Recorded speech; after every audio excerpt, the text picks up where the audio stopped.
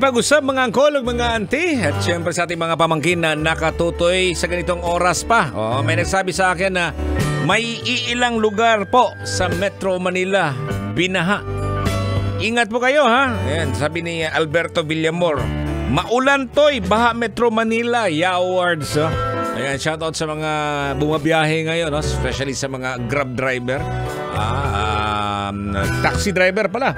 Ayan, nakatutoy sa atin, no? Saan man kayo ngayon, sana makakakuha kayo ng marami pang pasahero para, siyempre, yawards, no? Of course, eto na po, no? Mga kabisyo, ayan, ang pinag-uusapan po natin dito, mga ginagawa ng mga taong walang ginagawa, walang magawa. Ayan, sabi ni Tiyawin Sunny, ayan, pag babae, magmarites. Pag lalaki, tolits. Dahil ngayon, puro sipi na lang. Ayan, di pa mapapahuli ang mga tolits at saka marites. Yawards, oh. Sabi ni Melay Luayon, Totoy Bato, nilalaro siguro ang itlog nimo ang kultoy. Oo, yung boiled egg na itlog. Sarap laruin yun. Sabi niya, nakikinig sa iyo Uncle Totoy. Salamat, Jonaline Sanchez. Naglalaro ng Mobile Legends. Sinasabi natin, no? Pag walang magawa, mga ginagawa ng mga taong walang magawa. Atina Amor, sabi niya, matulog. Oo nga. Ayan ang pinakamainam talaga mga kabisyo. Marge Rog, no? Manood ng TV, lalo na movies. Yawards. Sabi ni Judix Abastillas, nag-ugay-ugay sa lagay. Ano ba yan? Anong klaseng laro yan? Turuan mo nga ako, Junix. Omar Ramones, halos lahat na ngayon nakatutok sa cellphone. Tama po yan mga kabisyo, no? Hindi ako nakatingin ngayon sa labas pero kanina, medyo wala na. Siguro may ilang lugar, no? May nakita po ako sa posting po ng isang site, no? Sa social media na kung saan sa may bandang Antero Soriano Highway sa may Tanza, Cavite. Medyo mataas yung tubig baha, no? Yan, ingat kayo dyan, no? Yung mga pauwi.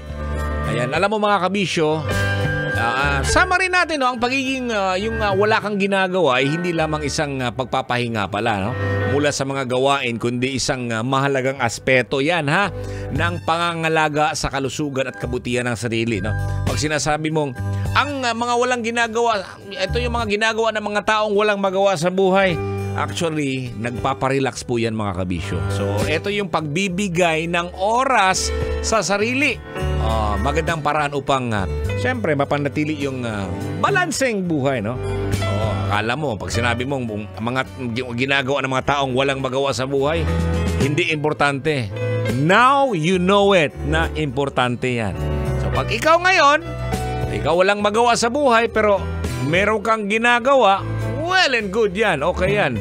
Halimbawa, ngayon, si ngayon, Konyo Bicolano, siya yung in charge, siya yung host ng ating Dear Love kasama si Robin Chena.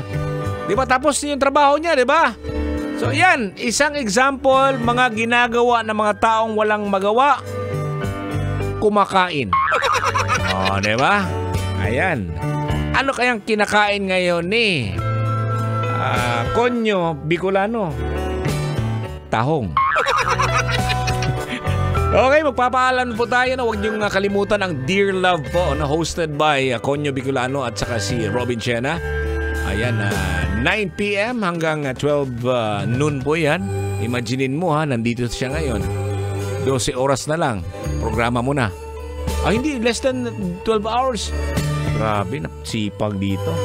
Alright na, yan na po. At bukas po, alas 5 ng madaling araw, ang ating programa ni Uncle Dagul at saka si Tanya Chinita, Feel Good Morning. Dito pa rin tayo sa 90.7 Love Radio. Maying gabi, kabisyo, amping pirmi. Kailangan pa bang i-memorize yan? Love Radio Basic!